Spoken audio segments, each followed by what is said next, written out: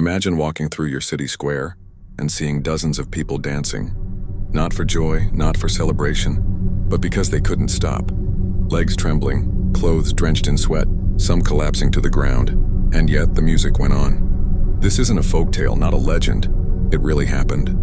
In the summer of 1518, today on Chronicle Haven, we uncover one of history's strangest and most terrifying mysteries: the Dancing Plague. It began in July in Strasbourg, then part of the Holy Roman Empire.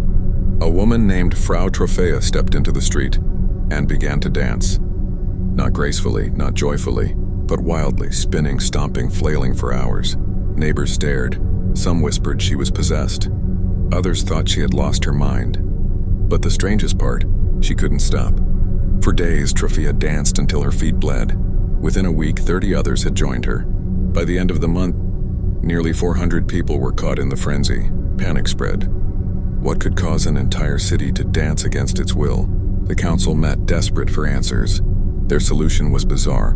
They believed the only cure was to let the dancers dance it out, so they cleared guild halls, built a stage, and even hired musicians to keep the music playing. The result? Disaster. The music only drove the dancers harder. Eyewitnesses said people collapsed from exhaustion. Some suffered strokes, and others danced until they died.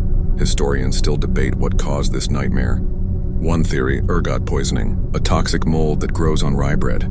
Ergot contains chemicals similar to LSD, causing hallucinations, spasms, and madness. Could spoiled bread have trapped hundreds in a frenzy they couldn't escape? Another theory, mass hysteria, what we now call psychogenic illness. Strasbourg in 1518 was starving. Disease spread through the streets. Despair hung in the air. In such times, groups can enter trance-like states.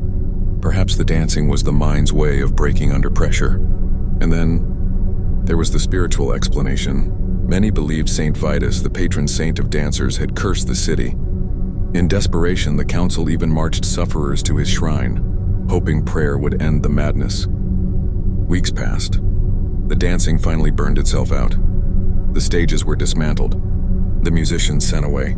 Strasbourg fell quiet again, but the memory lingered. For years, whispers of cursed dancers haunted the region. So what really happened on those cobbled streets over 5 centuries ago? Poisoned bread? Collective hysteria? Or something stranger still?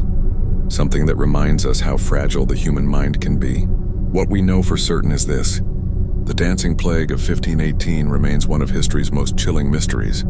A true story so bizarre, it sounds like pure fiction. If you enjoyed this journey into the past, don't forget to subscribe. And join me for more tales that sound too strange to be true, but are.